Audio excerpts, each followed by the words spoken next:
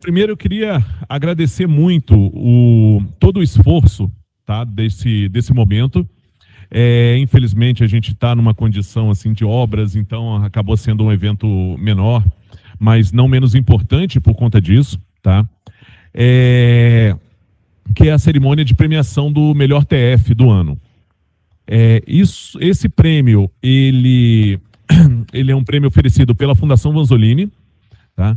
Em reconhecimento ao trabalho dos alunos ao longo não só de um ano, mas de todo o processo de TF, né? Então, os meninos que trabalham comigo costumam dizer que assim, o TF começa lá no quarto ano, né? Lá no 8º período, quando começa já a pensar num tema. Então, não que não possa ter o tempo regulamentar, que é um ano, né? As duas disciplinas, mas que é uma coisa que tem que ser amadurecida. E talvez para os alunos seja um primeiro contato com um trabalho do início ao fim, né? Toda a concepção, desde a ideia até como que eu faço para operacionalizar aquilo, como que eu faço para estudar aquilo, quais são o que já foi feito naquele assunto, né?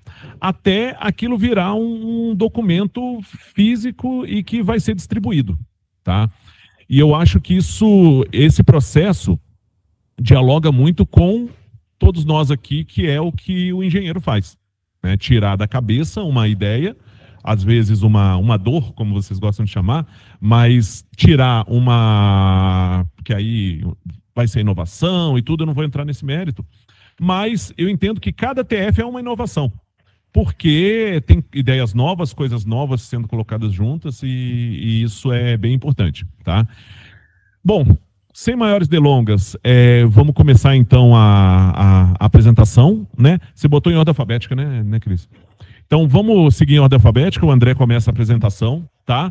Lembrando que o rito todo, a gente vai ter 15 minutos de apresentação para cada um, eu peço que não extrapolem, tá? Como é uma competição, então a gente precisa definir condições iguais, tá bom? Primeiro o André apresenta, depois o Lucas apresenta, né? E logo em seguida a banca os alunos estão à disposição. Logo após cada apresentação, a banca pode decidir por arguir ou não os alunos, fazer alguma pergunta, algum comentário, tá?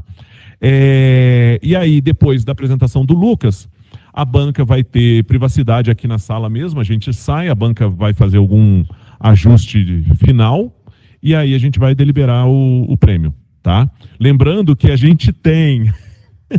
Às vezes os protocolos acabam fugindo do controle, né? A banca tem autonomia para tomar a decisão que achar melhor, né? Mas a gente tem previsto, né, a situação de um vencedor de melhor TF e uma menção honrosa, tá? Cabe ressaltar que são 3 finalistas, depois de uma longa peneira que é feita pela banca, e que um dos finalistas optaram pela não participação, por questões pessoais, tá bom? Então, sem maiores delongas, vamos começar. André, tá contigo.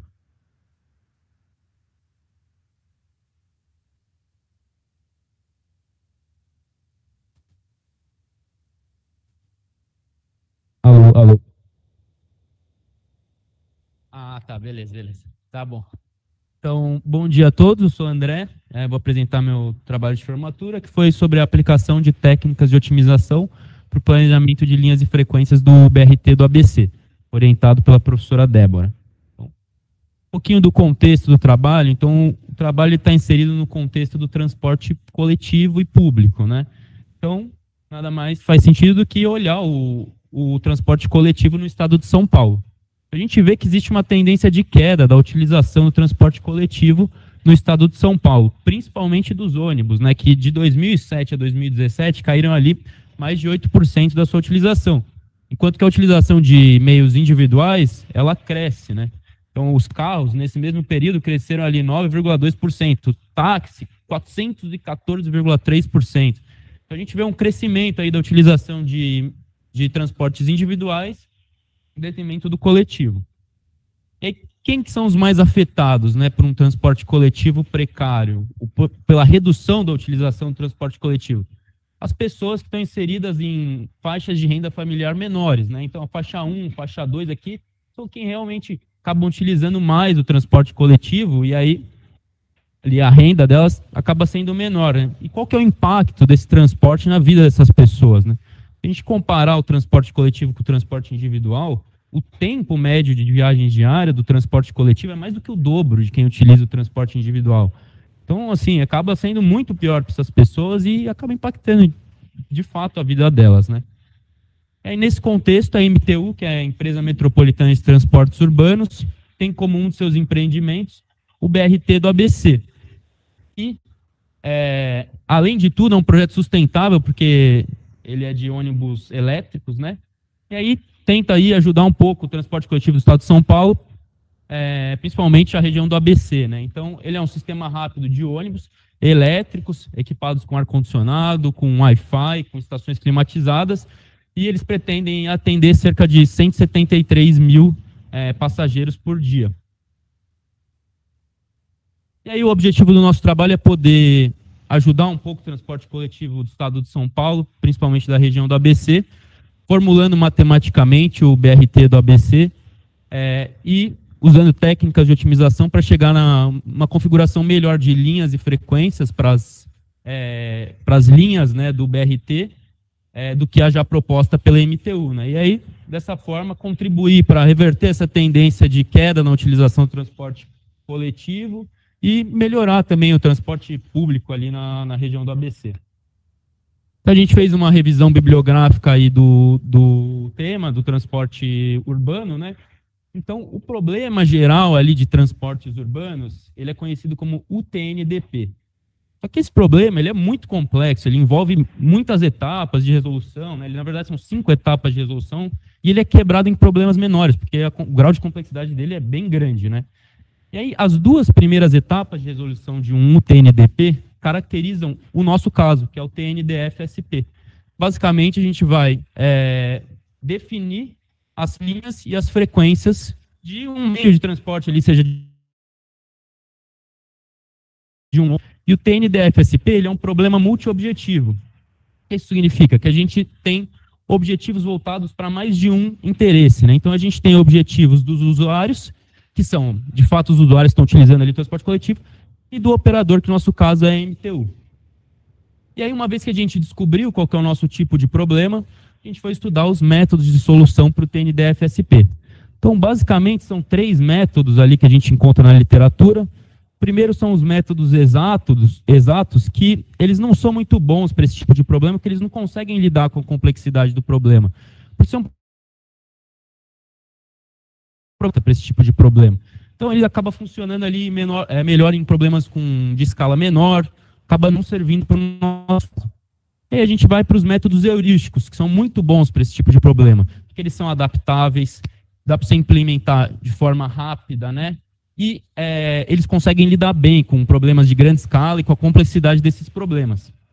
E aí a gente vem também para as meta-heurísticas, que aí é o refino máximo para esse tipo de problema, que, meta-heurística já vem no nome também, heurísticas, né? São técnicas que elas são usadas aliadas com os métodos heurísticos para você garantir a convergência da solução, que é algo que você não garante nos métodos heurísticos, né? Então, esse aqui é o refino máximo que você consegue chegar ali nos métodos de solução. Aí, falando um pouquinho da formulação matemática, né? Basicamente, a gente tem 3 objetivos aqui, objetivo 1, objetivo 2, objetivo 3. O primeiro objetivo, a gente quer diminuir o tempo total de viagem. O segundo objetivo, a gente quer diminuir o desvio médio em relação ao tempo ideal de viagem, né? E aí a gente vai ponderar pela demanda entre as estações, né? Que seria esse D e E aqui. E aí, o último objetivo, a gente quer minimizar o número de veículos. Então, os 2 primeiros objetivos são voltados para o usuário e o último objetivo para o operador, né? Obviamente, se você reduz o número de veículos na linha, você barateia o custo, né? E aí a gente tem os pesos para cada objetivo, né? B1, B2 e B3. E aqui embaixo é exatamente a mesma formulação, só que a normalização dessa formulação, né? Ela vira uma função de maximização, porque é até interessante, né? Para olhar por que é uma função de maximização, né? Porque esse SA1 aqui são os objetivos de ser calculado com a solução da MTU. Então, como a gente quer minimizar, isso aqui naturalmente vai ser menor, né? Então, se você diminui aqui, você quer estar o máximo distante possível da solução da MTU, né? e você inverte o sinal aqui embaixo, que aí você quer, de fato, maximizar, né, essa distância. Então, por isso que se torna uma função de maximização, né? Quanto maior a sua função objetivo, melhor. E aí o nosso método de solução, ele basicamente consiste de 2 algoritmos, né? O primeiro algoritmo, ele vai gerar o conjunto de linhas, respeitando as restrições do problema. E aí, uma vez que a gente tem esse conjunto de linhas gerado, a gente vai otimizar essas linhas, né? Ele passa por um processo iterativo, que ele vai calculando a função objetiva, vai iterando a frequência, ele vai chegar para aquele conjunto de linhas que o algoritmo 1 gerou, ele vai chegar na melhor condição de frequências para aquela linha, né? Aí a gente gera milhares de soluções, avalia elas. Precisa de mais soluções? Se sim, repete novamente. Se não, a gente já tem nossa solução. E aí um pouquinho da coleta do tratamento de dados. A gente usou bastante um estudo funcional e conceitual do BRT do ABC, da empresa Sistra, né? Coletamos bastante dados deles, mas a gente também modelou muita coisa, né? Uma das coisas que a gente modelou foi a velocidade em função do número de estações, né? Então, no estudo conceitual deles, eles têm 3 linhas, né, com 3 números de estações diferentes para cada linha. Com isso, a gente tem 3 pontos, a gente consegue, sabe que se a quantidade de estações decresce, a minha função tem que decrescer, né, a velocidade, obviamente. Então, a gente consegue, né, gerar a função aí exponencial da velocidade em função do número de estações. Com isso, a gente tem a velocidade média, a gente consegue calcular as distâncias entre as estações por meio do Google Maps mesmo. E aí a gente tem o tempo médio, né, de viagem entre as estações, que é basicamente a fórmula de velocidade. E a gente também modelou as demandas e os tempos de parada, né, no estudo funcional e conceitual da Sistra. Eles trazem, né, os embarques e os desembarques em cada sentido, né, que a gente chama no trabalho de sul-norte e norte-sul, né? E aí a gente consegue, né, utilizando esse software aqui, pegar as informações do gráfico. A gente não tem de fato o número, mas ele consegue estimar bem aqui, né? E aí, uma vez que a gente tem essas informações, a gente consegue calcular, né, o número de passageiros viajando de I até J e o tempo de parada para cada estação, né? Essa fórmula é bem interessante, é uma fórmula de recorrência. Então, se você quer, por exemplo, calcular qual que é o número de passageiros viajando daqui para cá, ela vai depender do número de passageiros viajando daqui para cá, daqui para cá, daqui para cá, daqui para cá, daqui para cá. E aí você consegue chegar, né, na estimativa desse valor. E o tempo de parada também é interessante, né, observar o gargalo aqui, né, que a gente faz o máximo entre os embarques e os desembarques numa mesma estação, né. E aí a gente fez também uma análise de viabilidade, porque, bom, a gente precisava dos pesos lá da formulação, né, para cada objetivo. E a gente foi perguntar para a MTU quais os pesos sugeridos por eles. Só que os pesos sugeridos por eles botaram 0,4 para o objetivo de minimização do número de veículos, né? Um peso gigantesco, e aí a gente foi produzir as soluções, e aí o nosso algoritmo estava diminuindo demais o número de veículos, estava dando soluções ruins. Então a gente foi estudar qual seria, né? Qual deveriam ser esses pesos, né?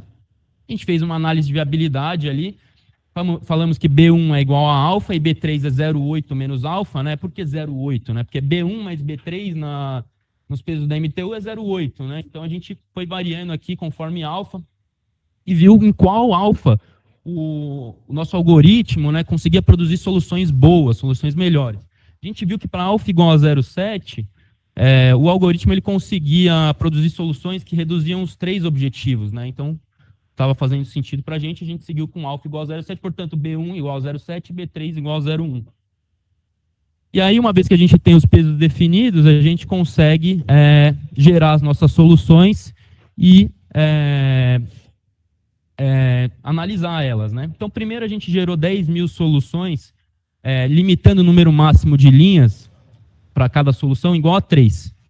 Geramos as 10.000 soluções, a gente observou elas, viu que o algoritmo ele tinha preferência, né? Ele conseguia gerar soluções melhores com 2 linhas, né? Então, uma vez que a gente observou isso, a gente limitou o número total, o número máximo de linhas para 2. E aí a gente gerou mais 10.000 soluções, pegamos essas mais 10.000 soluções, comparamos e a gente já estava satisfeito, já conseguia definir qual seria a nossa solução.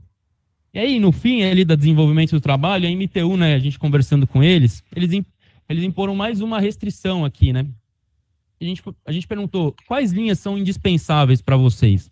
E eles falaram para a gente a linha paradora, que é a que para em todas as estações, e a semi-expressa, que ela para em quase todas ali, ela tira algumas, eram indispensáveis. Ou seja, a solução que a gente tinha encontrado que retornava a melhor função objetivo normalizada, que era usar só uma linha paradora, não satisfazia essa restrição, né? Então a gente foi para a solução de 2 linhas, né, que é essa aqui de baixo. Então a solução escolhida foi a de 2 linhas, né, que também tem uma função objetivo normalizada boa, também tem bons objetivos, né?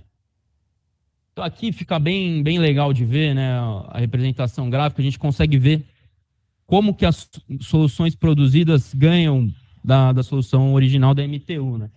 Então aqui a função objetivo normalizada, obviamente a MTU é 0, né, porque se você olhar a formulação matemática, você está subtraindo, né, você está comparando com a MTU, então vai dar 0 de fato. E aí, quanto maior, melhor, né? Aí você vai falar, putz, mas por que a paradora é tão melhor assim, se olhar a função objetivo do que as 2 linhas? Porque ela consegue reduzir os 3 objetivos, né? Ela reduz o tempo total esperado de viagem, o desvio médio e o número de veículos. Enquanto que a 2 linhas, ela reduz o tempo total esperado de viagem e o desvio médio, mas não reduz o número de veículos. Então, o número de veículos das 2 linhas ele é igual ao da MTU.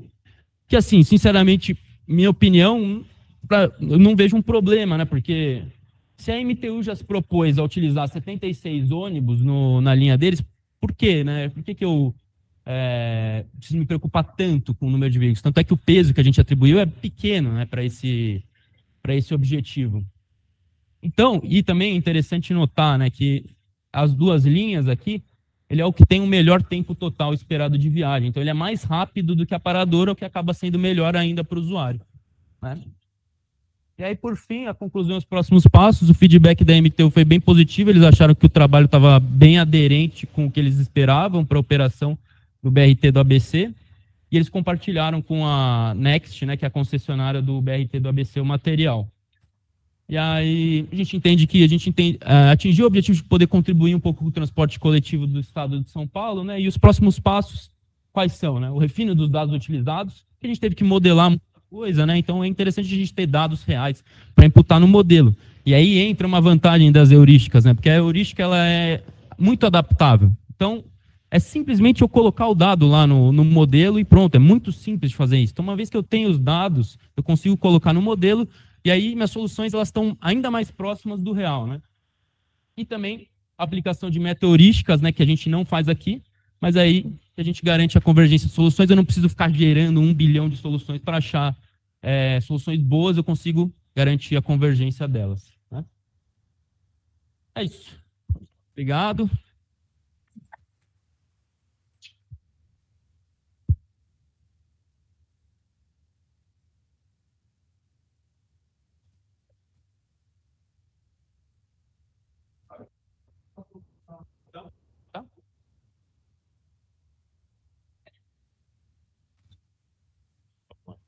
Então, só para deixar registrado a pedido da banca, vamos fazer a arguição logo após a apresentação. Tá? Então, André. Obrigado. Pode não.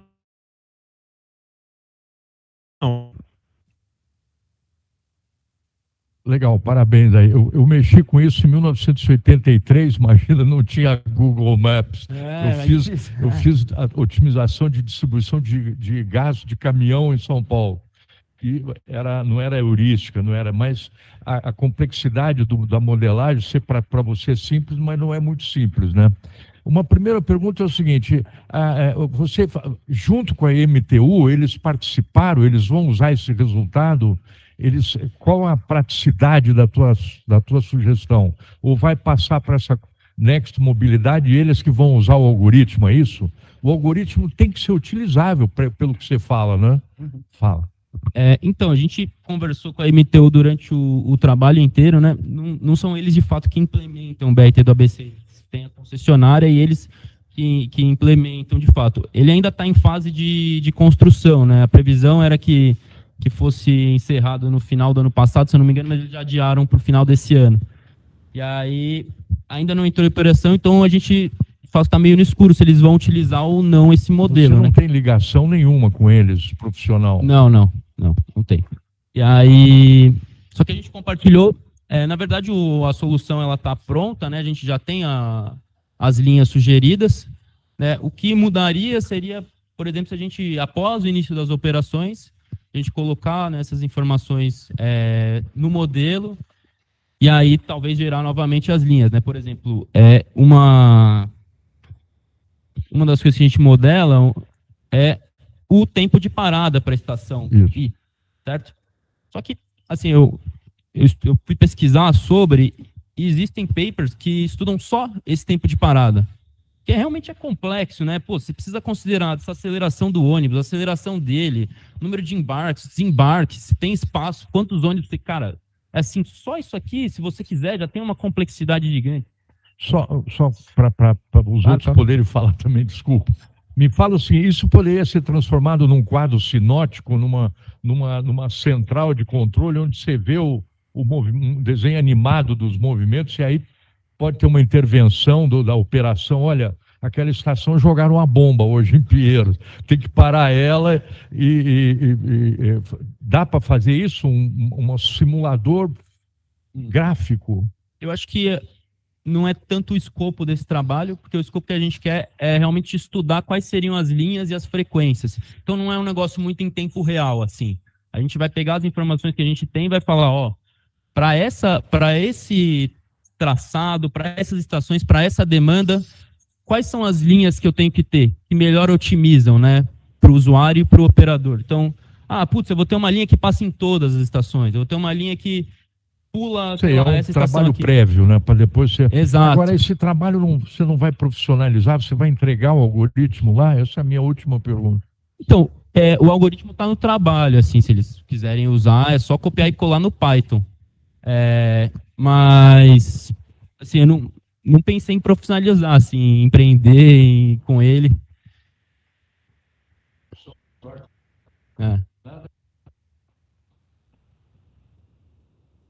Uhum. Obrigado, professor. Bom, obrigada pela apresentação, André. Gostei do trabalho, achei que está bem escrito, né? Olhando mais a questão mais formal, né? Como foi apresentado, e tanto a parte escrita quanto a apresentação propriamente dita. Então, está bem apresentado. A gente está vendo que você está, assim, você, né, se dedicou, né? Você percebe que você estava realmente envolvido aí na elaboração do trabalho.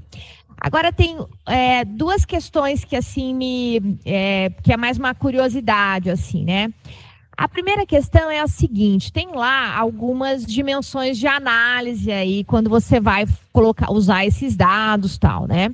E essas dimensões de análise, assim, é claro que tem algumas coisas que são claras, essa coisa do tempo de parada na estação, né? Mas você coloca logo no início algumas dimensões. E eu queria saber o seguinte: essas dimensões, elas foram estabelecidas em outros trabalhos, ou você, a hora fenômeno, percebeu que tinham mais dimensões de análise que poderiam ser específicas desse contexto que nós temos aqui no Brasil? Boa. Tem um estudo que a gente utilizou, que é esse aqui, eu acabei esquecendo de falar, é o estudo do BRT da Colômbia. Então, é um trabalho bem interessante, a gente usou bastante parte da formulação, da técnica que eles usaram, e adaptou para o que a gente tem aqui no nosso caso. Então, assim, bastante coisa da formulação, a gente usou o deles como base, e a gente acabou adaptando para a nossa realidade também. Então, por exemplo, essa questão da modelagem da velocidade que a gente fez é algo que eles não fizeram, por exemplo. Né? Então, acho que, se eu não me engano, eles já tinham os dados, não me recordo muito bem, mas isso aqui foi algo que eles não fizeram. Algumas fórmulas também ali das restrições, por exemplo, para a gente modelar a velocidade, a gente tem que colocar nas nossas restrições lá que a velocidade ela é dependente do número de estações que você tem na linha, né? Isso eles não fazem, por exemplo. Então, a nossa formulação ela é parecida com a deles, a gente usa bastante coisa da deles, mas aí com as adaptações para o nosso caso aqui. Bom, muito obrigada e parabéns pelo trabalho, viu, Obrigado. André? Olá, tudo bem? Beleza? Parabéns, cara. Tá bem legal o trabalho. Uma parte de uma pergunta que eu falei, até a Roberta fez, que era um pouco isso, era o que vocês pegaram de antes que já existiam e o que vocês avançaram. Mas já o algoritmo que você fez, como é que funcionava a heurística, como é que foi a implementação dela? Uhum. Acho que foi no Python, né? Foi parte. Como é que, e quanto tempo demorava para rodar, para o algoritmo obterem uma solução? Como é que foi esse processo? Se eu não me engano, tem no trabalho esse valor. Se eu não me engano, cada solução demorava, acho que aproximadamente 2,5 segundos para gerar. Então a gente gerou 10 mil soluções, 10 mil vezes 2,5 segundos, e aí depois gerou mais. Mas cada solução ela demorava 2,5 segundos. São dois, né, algoritmos que a gente tem. Então o primeiro, ele é simples, ele vai respeitar algumas restrições do problema para gerar as linhas, e depois ele vai pegar essas linhas e vai ficar iterando a frequência. Então ele vai... As linhas que você chama são as linhas do... As linhas do BRT. Tá. Isso. Ele gera aleatoriamente então, ele é aleatoriamente. Busca local. Isso, é aleatoriamente. Então, ele respeita as restrições. Então, por exemplo, você precisa ter uma estação de partida e uma de chegada. Você pode, se uma estação ela vai de 1 para 3, então ela vai de 3 para 1 também. Algumas restrições ali do próprio problema, mas acaba sendo mais aleatório, né? E uma vez que você tem essas restrições, aí, uma vez que você tem essas linhas, ele vai variando o número de veículos para cada linha. Então, a gente tem 76 disponíveis. Aí ele vai alocando entre essas linhas. A primeira linha, meu algoritmo gerou uma solução com 2 linhas. Então, ele setou que também a primeira linha tem 50 ônibus e a segunda linha tem 36 ônibus. Putz, ele calcula a função objetivo. Aí ele tira de uma e coloca em outra. 51 ônibus na primeira linha. Isso também é aleatório ou tem algum gradiente, alguma coisa assim? Então, não, ele altera, compara a função objetivo com a anterior. E aí, se for uma função objetivo melhor, ele mantém a alteração, senão ele descarta. A direção da alteração dele não é apontado, ele não calcula. Porque tem alguns algoritmos que ele faz uma conta lá e já diz, essa direção aqui parece ser melhor. E aí ele já busca uma direção que eu digo de alteração de frequência, ou não? Ele é setado para alterar e avaliar. Alterar e avaliar. Legal. E aí ele vai fazendo isso para as 10 mil e pegou a melhor e tal. Isso, na verdade, ele gera 10 mil soluções. E aí a gente exporta, o que a gente faz, né? Ele vai gerando as 10 mil soluções, a gente exportou as 10 mil para Excel. E aí é só realmente olhar a função objetivo, né? Quanto maior a função objetivo, né? Porque como a gente normaliza aqui, então eu vou querer o máximo valor da função objetivo. Então quanto maior a minha função objetivo, melhor a minha solução. E aí a gente consegue analisar as soluções a partir da função objetivo, né? O que for menor do que 0, a gente já descarta automaticamente, porque nem da solução da MTU ela ganha, né? Porque tem aquelas meta-heurísticas que você falou, elas têm um pouco disso. Sim, exato. Alguma coisa, na hora de fazer a variação, em vez de fazer aleatoriamente, já faz um pouquinho nessa direção aqui, que a princípio aqui você vai ter alguma coisa melhor. No estudo do BRT da Colômbia, eles usam a meta-heurística, né, um algoritmo genético. E aí eles garantem a convergência da solução, né? Eles chegam lá, né? Você vê o gráfico, é bem legal que ele vai indo para a solução, né? Sim. A gente com a heurística, infelizmente, não consegue chegar nisso, né? Ela vai gerando aleatoriamente, a gente tem que gerar milhares e ver meio no olho, assim, as funções do objetivo. Mas funciona também, né? Foi boa. Valeu. Obrigado, cara. Valeu.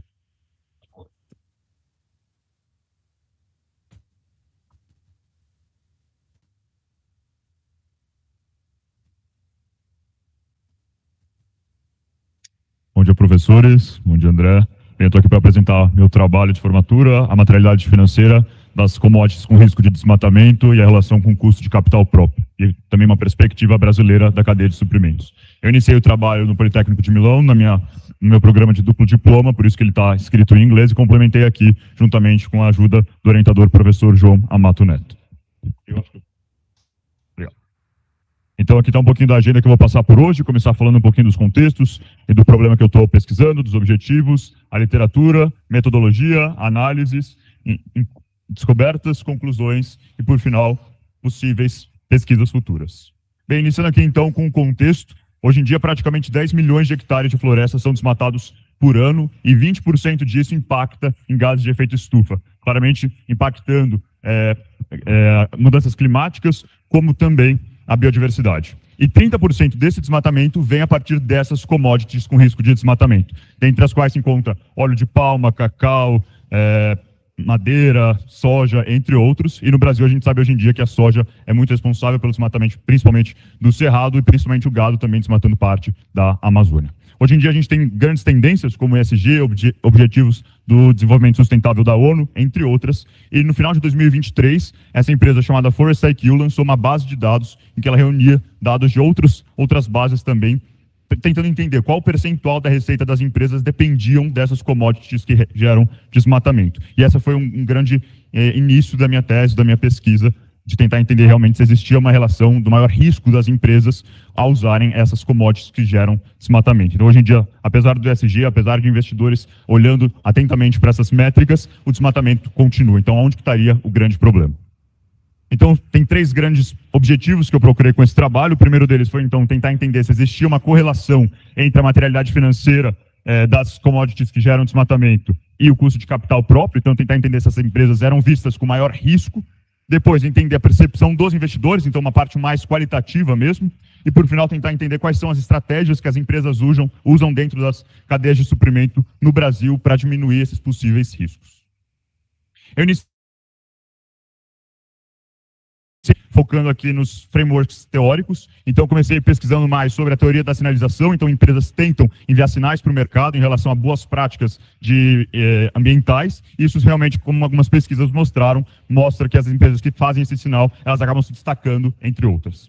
Depois, a teoria dos stakeholders, então que as empresas tentam atender todos os stakeholders, e quando as empresas investiam em atividades de ESG, isso era melhor visto por todos os stakeholders. Depois, a parte da teoria das agências, então existe um conflito de interesse entre diretores e gerentes, com diferentes objetivos, e também as atividades em ESG ajudavam a alinhar esses objetivos e reduzir as assimetrias de informação. Por final, aqui eu estou olhando o custo de capital próprio, que pode ser visto como uma métrica de risco, mas basicamente é o quanto o investidor espera de retorno a investir em uma ação em uma empresa. Depois eu passei por uma parte de revisão da literatura mais focada no ESG e no desmatamento, e eu consegui ver que algumas pesquisas já tinham pesquisado sobre esses impactos ambientais, mas nenhuma exatamente sobre a questão da materialidade financeira das commodities que geram desmatamento. E muitos deles viram que realmente, quando as empresas estavam associadas com maior risco ambiental, elas acabavam tendo impactos financeiros e também diferentes custos de capital próprio.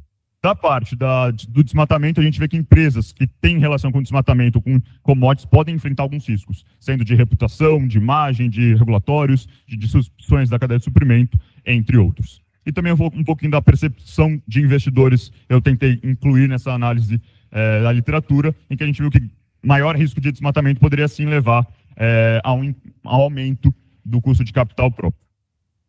Depois, eu foquei então na parte realmente entendendo no Brasil qual era a situação atual e o que havia em relação às empresas e investidores atualmente. Então, hoje em dia, existem métodos para você tentar monitorar essa commodity que vem de desmatamento. Então, as empresas hoje usam muitos métodos de rastreamento, seja GPS, seja sistemas de geolocalização, certificações, blockchain, muitas tecnologias que envolvem isso, entre outros.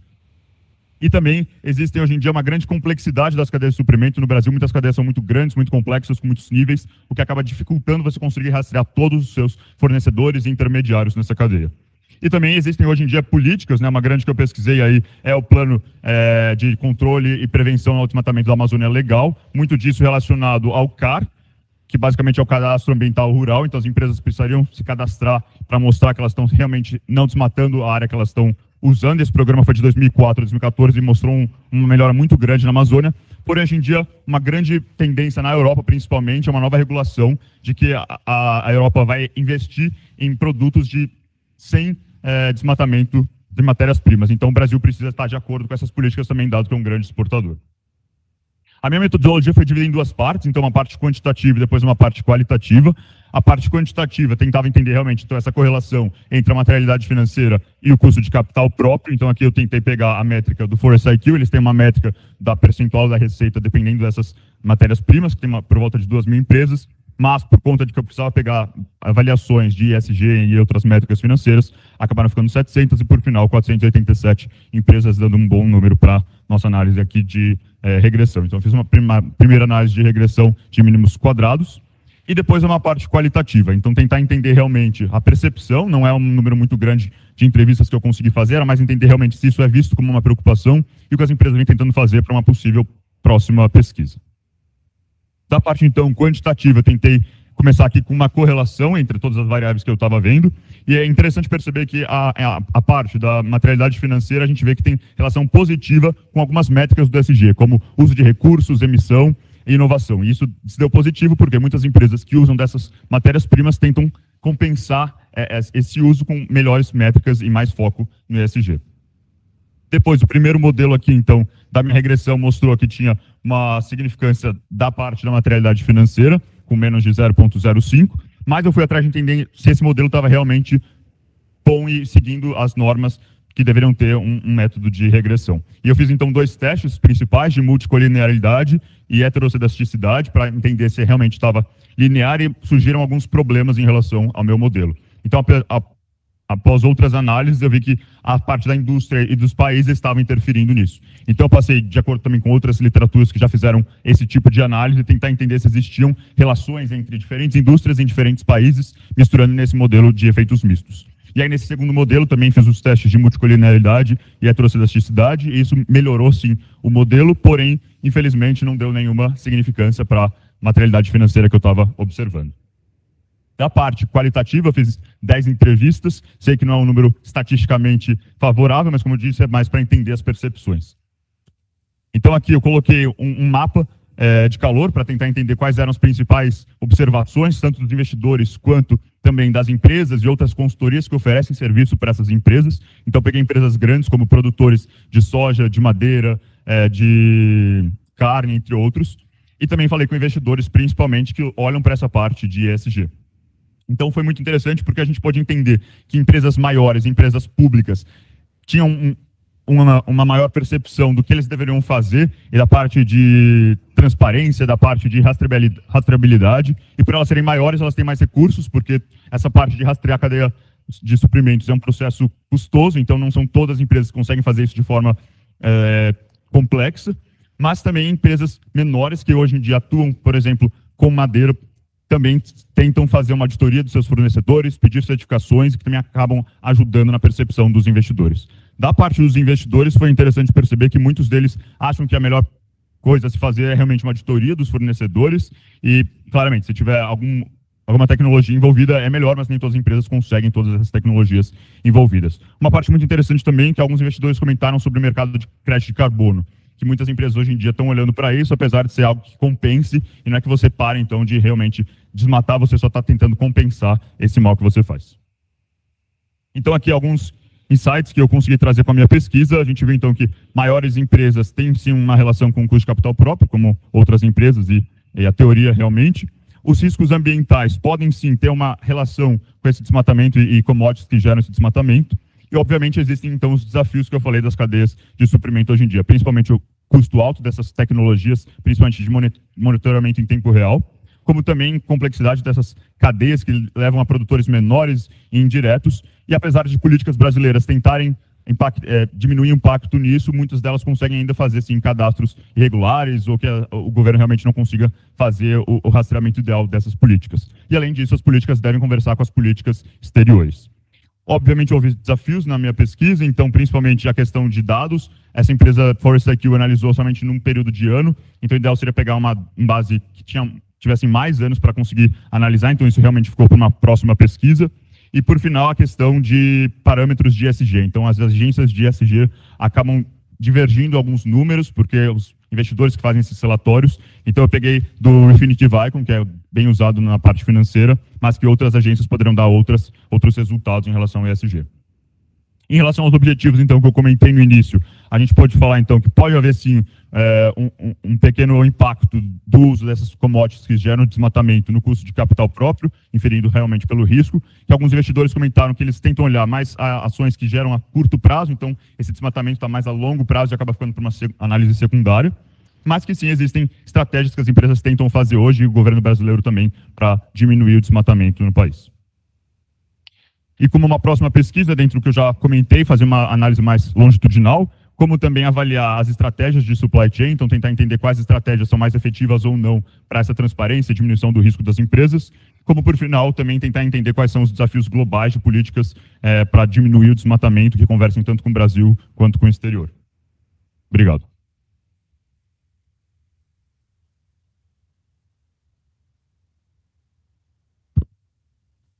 Tudo bem? Tudo bem. Pô, parabéns, cara. Ótimo trabalho. Vou detalhe um pouquinho mais o modelo da regressão que você usou, econométrico, que pelo que eu entendi, no final, acaba que a correlação não fica exatamente... Isso acontece bastante, né? Na vida real. Como é que você vê isso?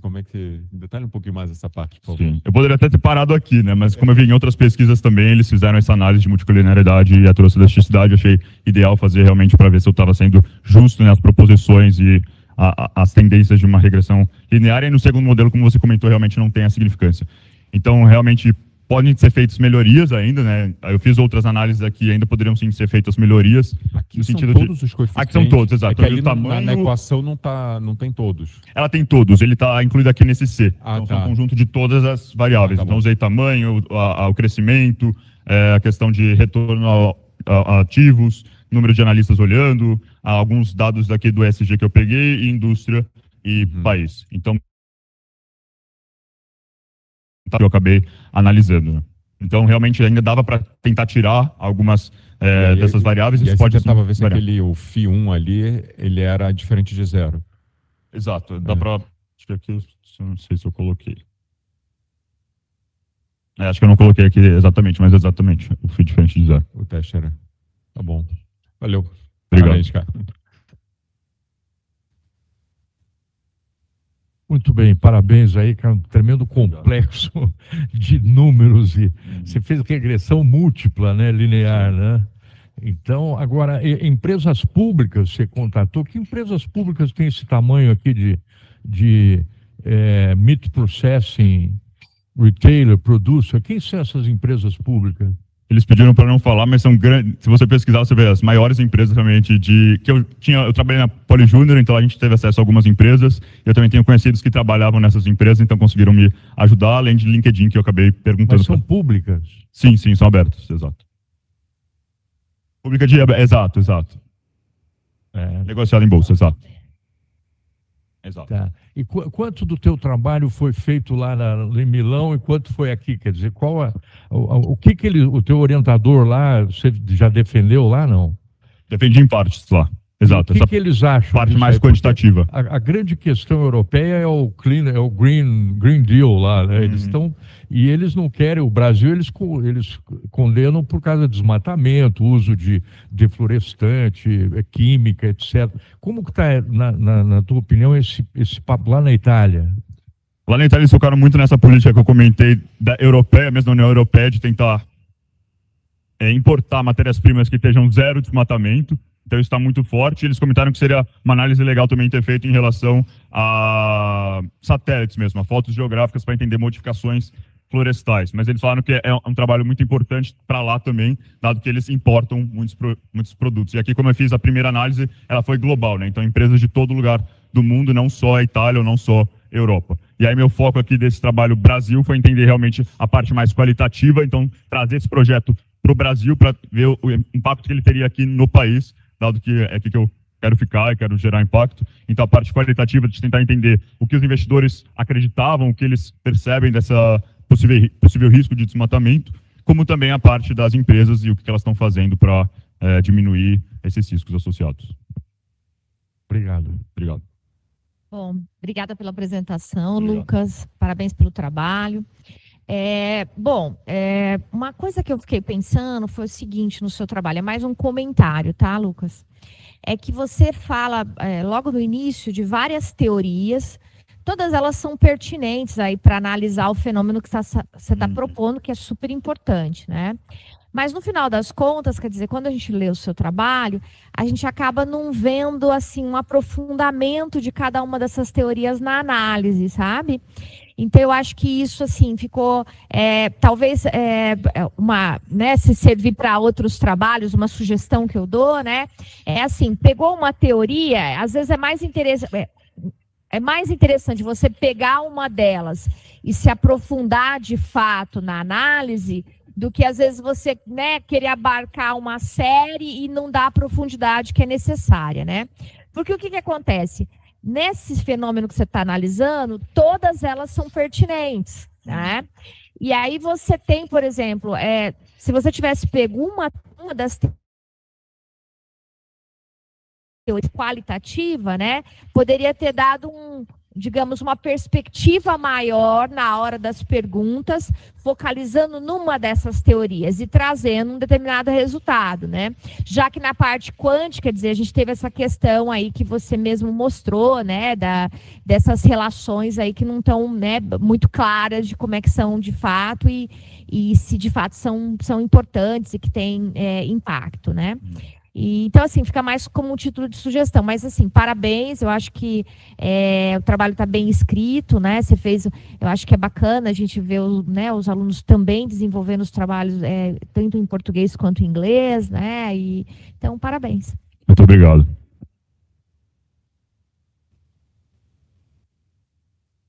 Parabéns pela apresentação. Meninos, agora vem aquela parte que não tem mais o que fazer, já foi feito, né?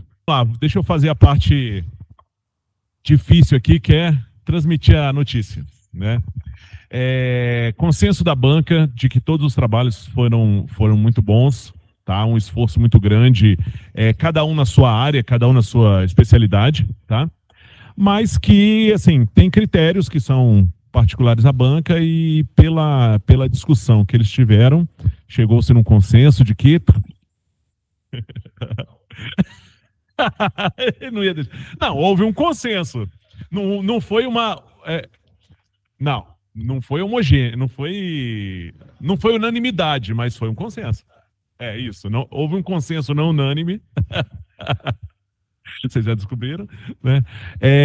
Mas eu queria dar os parabéns para o senhor André. André foi trabalho premiado, orientado pela professora Débora. Então, cheguei, falei. André, parabéns. Lucas, o trabalho foi altamente elogiado também, à toa que vocês estão aqui, tá?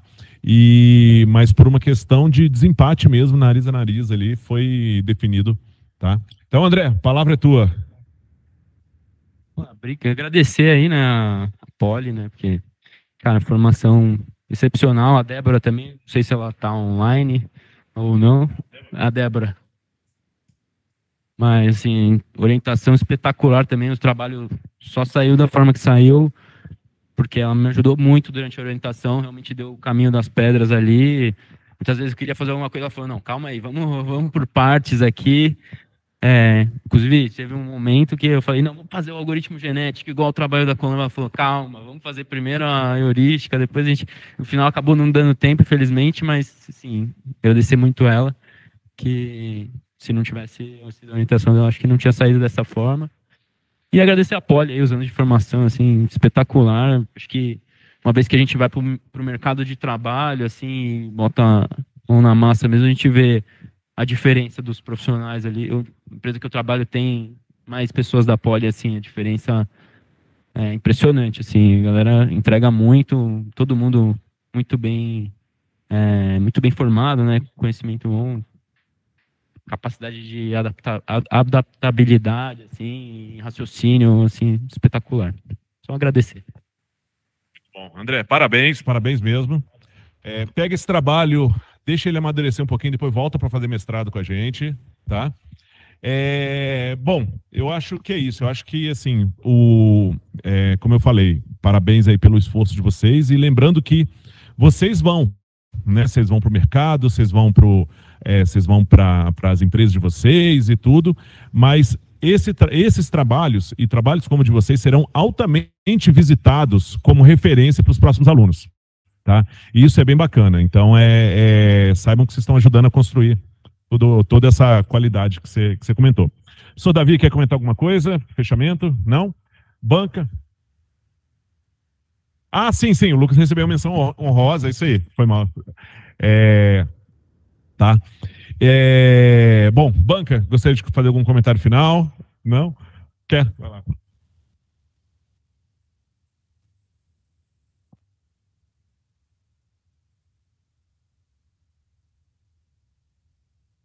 Queria dar os parabéns para os dois, os trabalhos estão excelentes, tá? E a gente tem muito orgulho aí de fazer essa última análise, leitura dos trabalhos, então muito orgulhosa aí de vocês, parabéns, e a gente está por aqui também, se precisar de alguma coisa, tá bom? Muito sucesso aí. Obrigada.